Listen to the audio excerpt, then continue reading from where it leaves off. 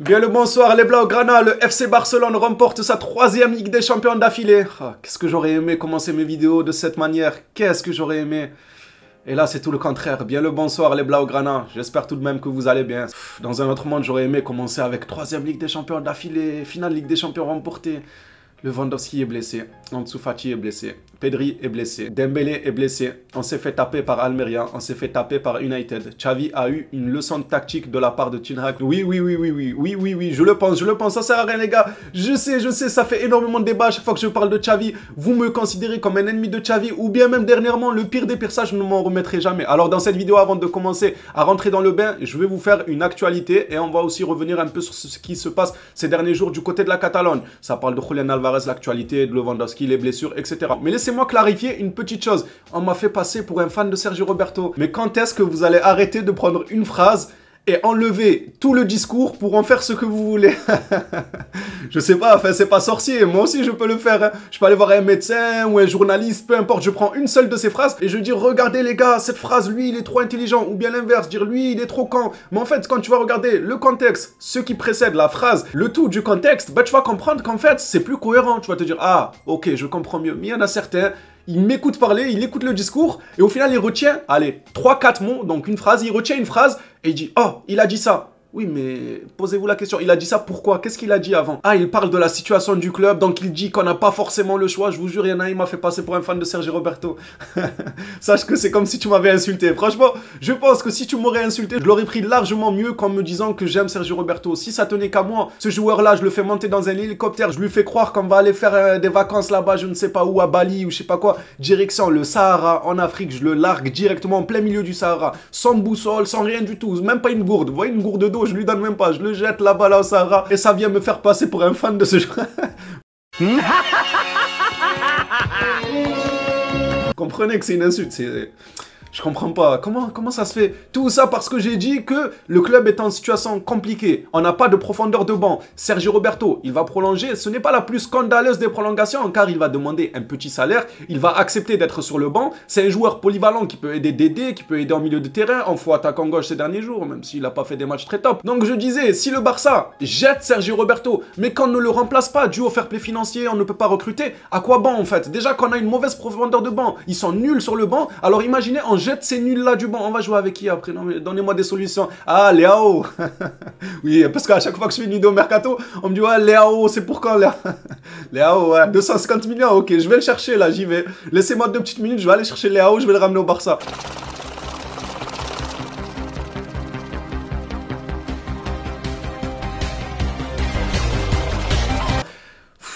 C'est pour ça que quand j'essaye d'être réaliste avec la situation du club, on a déjà fait un énorme mercato, il faudra vendre. J'essaye de me dire qu'un joueur comme Sergio Roberto, je ne l'aime pas. Si ça tenait qu'à moi, je ne le prolonge pas du tout, je le jette. Mais en comprenant la situation du club, comprenez qu'on peut laisser le doute aux dirigeants de se dire, les dirigeants, bah, à leur place, ils se disent tout simplement, le joueur, il ne demande pas un énorme salaire, le joueur ne va pas nous casser la tête si on le met sur le banc, le joueur est polyvalent, il peut aider Dédé dans certains matchs, il peut aider milieu, il peut aider faux attaquant gauche, il peut aider en cuisine, il peut faire le ménage dans les vestiaires, voilà, il est polyvalent un peu le joueur. Comprenez la chose comme ça et ne prenez pas des ah, il dit que Sergio Roberto prolongation intéressante, il rêve de cette prolongation, il est fan du joueur.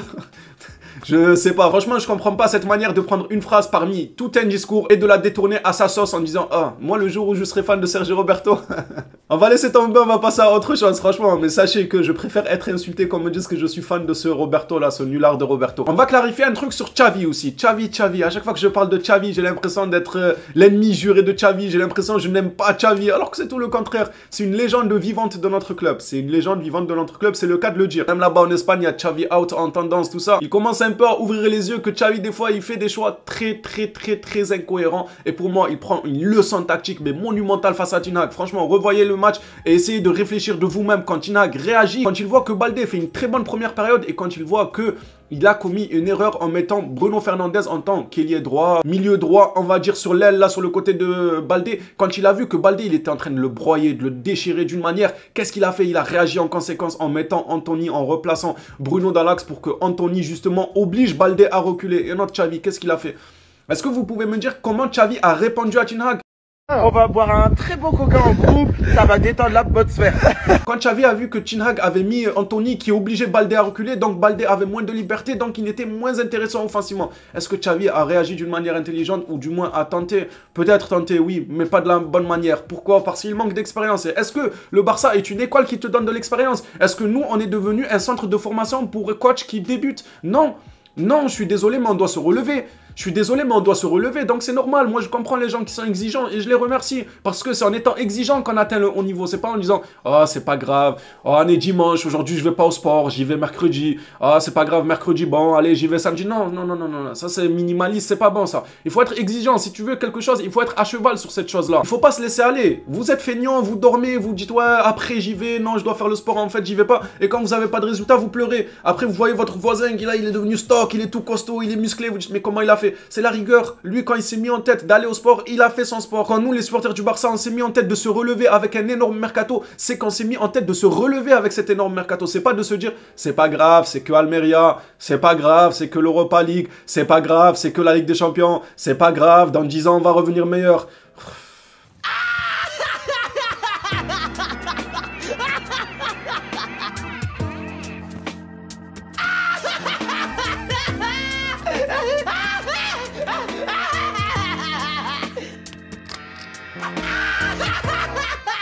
Moi j'en peux plus et c'est pas pour autant que je veux le départ de Xavi aussi, c'est ça le truc, c'est que vous me faites dire des trucs que je n'ai pas dit. Ça me parle de ouais, Tuchel, mention spéciale à Juninho qui me dit oui tu veux ramener qui? Tuchel. Pour l'instant moi je veux ramener personne, je veux juste que Xavi arrête de nous prendre pour des cons et je veux juste aussi bien évidemment exprimer mes doutes, car si Xavi fait des choses douteuses, on peut en parler, ça ne veut pas dire qu'on déteste Xavi ou autre, non, juste on met le doigt sur quelque chose qui ne va pas. Et surtout, dans 6 ans, dans 5 ans, si Xavi se met à prendre 30 Ligues des Champions d'affilée, faudra pas venir dire oui mais en 2022, 2023, regarde ce que tu disais, Xavi a fait un mauvais match ici, il s'est pris une leçon tactique par Ten Hag, et alors, il n'y a absolument aucune logique. En fait, ce n'est pas fondé, vos fondations, elles sont mauvaises. Ça m'est déjà arrivé plusieurs fois par le passé avec des joueurs. Par exemple, quand un joueur faisait un très bon match et que je disais, il a fait un très bon match, le match d'après, s'il est nul, bah on vient me rappeler que le match d'avant, j'avais dit qu'il avait fait un bon match.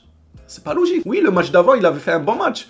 Si le match d'après il est nul, j'y peux quoi? Moi je suis pas voyant, s'il est nul, il est nul. Et vice versa, quand je disais après un match qu'un joueur était nul, catastrophique, il est nul ce joueur, si le match d'après il faisait un bon match, on revenait me dire alors tu disais quoi le match d'avant? Tu disais pas il était nul?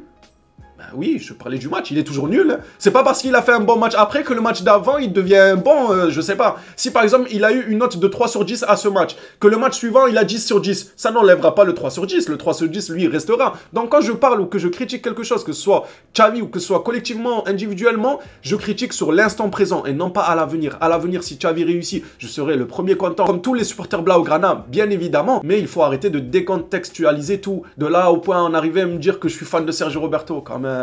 Quand même les gars, quand même soyez cohérents. Est-ce que vous voyez une logique quand quelqu'un dit que un joueur a fait un match nul et que le match d'après il fait un bon match? Est-ce que vous voyez une logique de venir lui dire alors tu n'avais pas dit qu'il avait fait un match nul? Oui, j'avais dit et je continue de le dire, il était nul sur ce match, il est où le souci? Tant mieux pour lui s'il a réussi par la suite. Je comprends pas, franchement j'arrive pas à comprendre, même si je suis plein de bonne volonté pour essayer de comprendre, mais je ne comprends pas. Donc je préfère préciser que si à l'avenir Xavi réussit, on sera tous contents au même titre. On aimerait tous que Xavi en tant que légende vivante du Barça ramène ce groupe vers le haut. Mais en attendant, on peut critiquer l'instant T ce qui se passe. Si c'est mal, on peut le dire, et si à l'avenir il réussit, ce sera tant mieux. Je préfère carrément y répondre maintenant parce que vu que sur certains joueurs, il y en a qui viennent me rappeler ça, ça va être pareil sur le coach. Ils vont venir me dire ouais mais t'as pas dit Ten Hag, il lui a mis une leçon de football. Oui, même si d'ici 2040 Xavi il prend 10 Ligues des Champions, ça n'enlèvera pas que en 2023 Ten Hag avait mis une leçon de football à Xavi.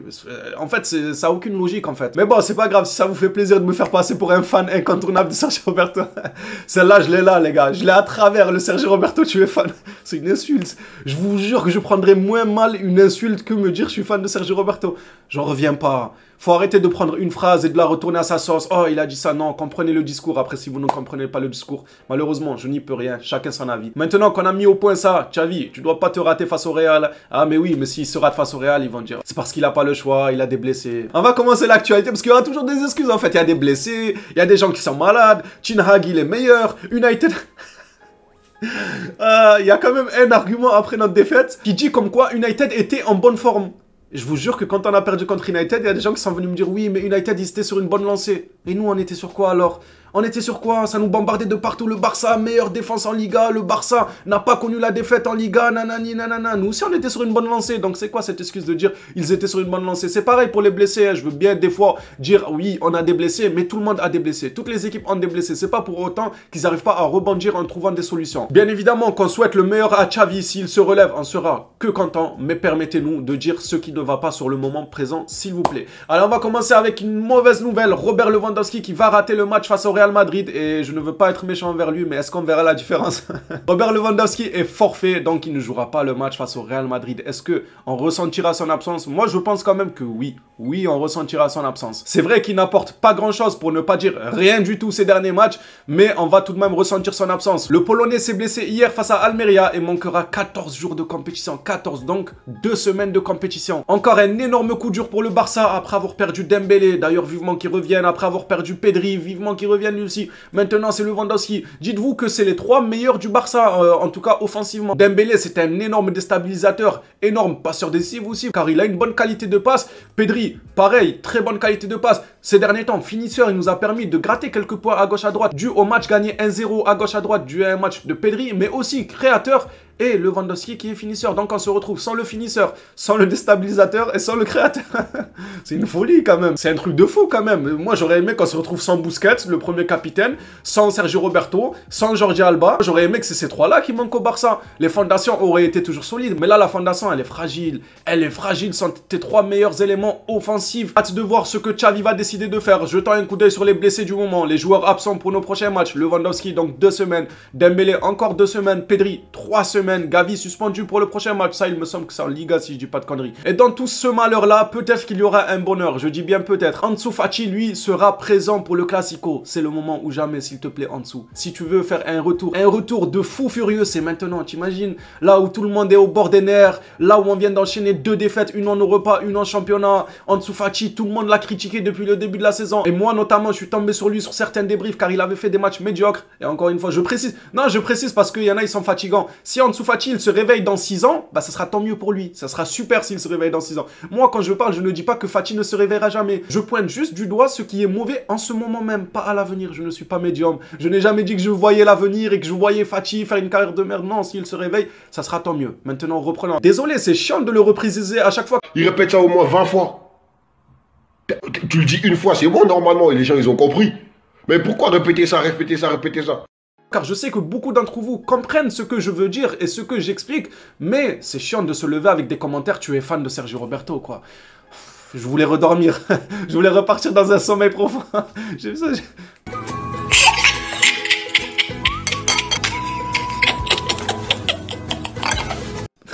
Ça existe déjà un fan de Sergio Roberto? Est-ce que ça existe réellement sur Terre quelqu'un qui te dit oui, moi je suis fan de Sergio Roberto? Je ne pense pas. Et c'est sur moi que ça tombe. Le seul fan apparemment de Sergio Roberto, non, non, merci. Il va rester à 0 fan. Moi je suis pas fan.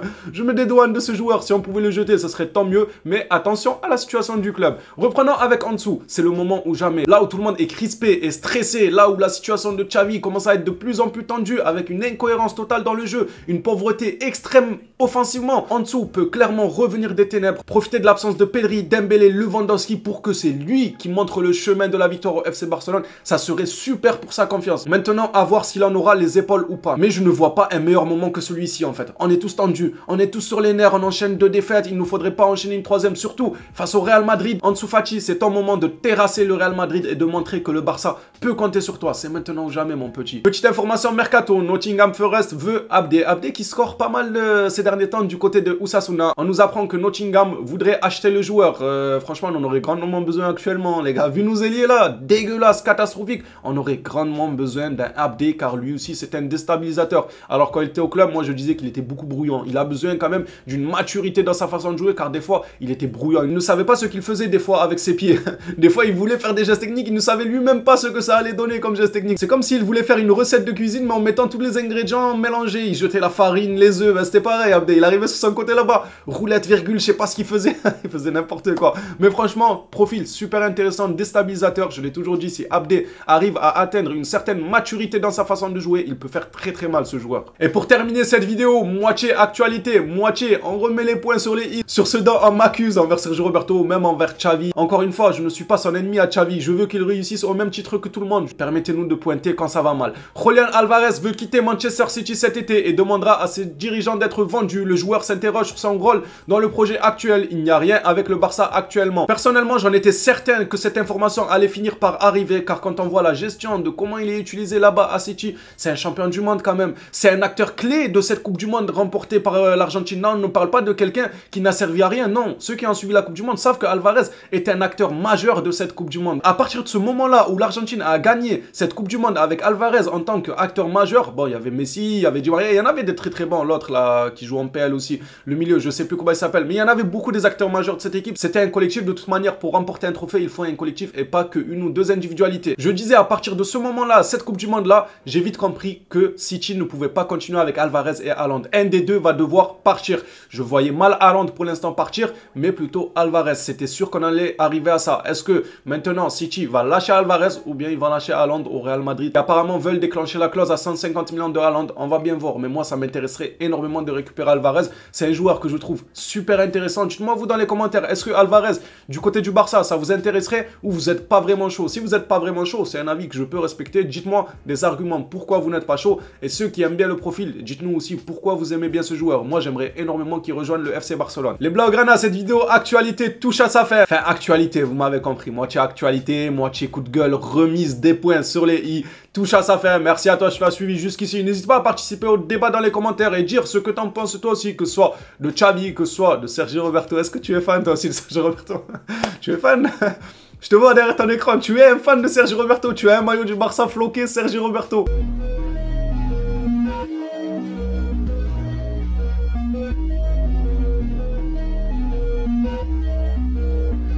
Attention à vous les fans de Sergi. En fait on est tous fans de Sergi, juste qu'on l'assume pas. C'est ça selon certains. Peut-être qu'on n'assume pas mais qu'on est tous fans de Sergi. Qu'est-ce qu'on pourrait entendre comme conneries quand même? En tout cas c'est un plaisir toujours de partager l'actualité du Barça à vos côtés, de donner mon avis, de recevoir le vôtre. Parfois à l'écrit en fait c'est compliqué. Je vous jure qu'à l'écrit c'est compliqué de se comprendre, car on n'est pas libre de discuter comme si on débattait de vive voix. Quand on débat de vive voix c'est toujours mieux qu'à l'écrit. On est là, on fait des romans comme ça. T'es là, t'es obligé de raconter ta vie sur tout le texte. Franchement à l'écrit on ne se comprend pas comme à l'oral, mais j'essaye tout de même de débattre à l'écrit car on n'a pas forcément le choix. Quand je sors une vidéo, bah il y a les commentaires. Vivement qu'ils mettent les commentaires audio. Attendez, je tiens quelque chose. Non mais ça serait n'importe quoi, il y en a ils l'utiliseraient pour faire des conneries. Les gars, je tiens quelque chose envers YouTube là, YouTube. Je souhaite dire que je veux une rémunération si vous faites ça, car peut-être que je suis l'un des premiers à y penser. Peut-être pas, je sais pas, mais en tout cas, je viens d'y penser. Pourquoi pas mettre des vocaux en commentaire YouTube, ça serait incroyable. T'entendrais que des gens dire « Ouais, Kava, tu parles mal de Xavi, là, on va te retrouver. Ouais, Kava, tu supportes Sergio Roberto, viens là, je vais te couper. » Ça serait incroyable, des commentaires audio. Et moi, pareil, je peux répondre en audio. Ouais, arrête de dire n'importe quoi sur Sergio Roberto. Ah, ça serait exceptionnel, l'idée du siècle. Mettez-nous les commentaires audio, comme ça on peut débattre, on peut se rentrer dedans en toute tranquillité. Bien évidemment, toujours dans le respect, sans insulte, car on respecte les avis de tout le monde, comme je me répète souvent. Mais je vous jure, cette idée-là, elle me plaît, moi. Des commentaires audio. Je suis sûr que même pour vous, ça vous aiderait énormément, car des fois, il y en a, ils veulent exprimer quelque chose en commentaire, mais à l'écrit, c'est soit c'est trop lent, ils ont la flemme, soit ils se disent qu'ils ne vont pas être compris, car il n'y a pas l'intonation de la voix, car quand tu parles avec l'intonation de la voix, ça peut être lu différemment qu'à l'écrit. À l'écrit, en fait, tu lis une phrase, mais il n'y a pas l'intonation de la voix. Tu sais pas vraiment dans quel contexte elle est vraiment dite. Vous comprenez là où je veux en venir? Mais vas-y, il y a trop d'animaux. Il y en a, ils vont l'utiliser mal. S'ils mettent les audios là en commentaire, il y en a, ils vont dire n'importe quoi. Ils vont insulter des youtubeurs. Attends que je te retrouve, je te découpe. C'est ça le problème. C'est qu'il y en a, ils vont l'utiliser mal. Mais dans un monde idéal... franchement, j'aurais aimé. J'aurais aimé des commentaires en version vocaux, comme ça on peut se répondre de vive voix. C'est dommage. Vous êtes contents les animaux? Vous êtes contents ceux qui permettent pas à des projets comme ça de voir le jour? Il y aurait trop d'harcèlement. Il y en a, ils se feraient harceler surtout sur rien. Trop d'insultes qui seraient envoyées à certains youtubeurs ou des youtubeurs qui insulteraient.